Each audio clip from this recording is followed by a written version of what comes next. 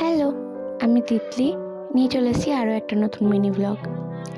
দিনটা ছিল দশমীর দিন, আর মা আমাদের সবাইকে ছেড়ে চলে যাচ্ছেন। এই 4টা দিনের জন্য আমরা সবাই অপেক্ষা করে থাকি সারা বছর।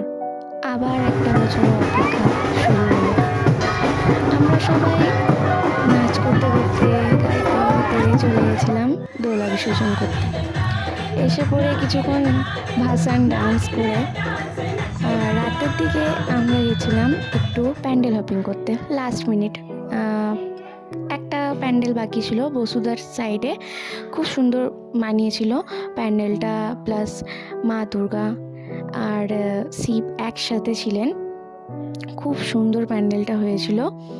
তো তারপরে আমরা ঘোরাফেরা করার পর আমরা আবার পরের দিনকে, যেহেতু সেদিনকে বৃহস্পতিবার ছিল তাই মায়ের বিসর্জন হয়নি, তাই তার পরের দিন অর্থাৎ শুক্রবার দিনকে একাদশী দিনে আমাদের বিসর্জন হয়।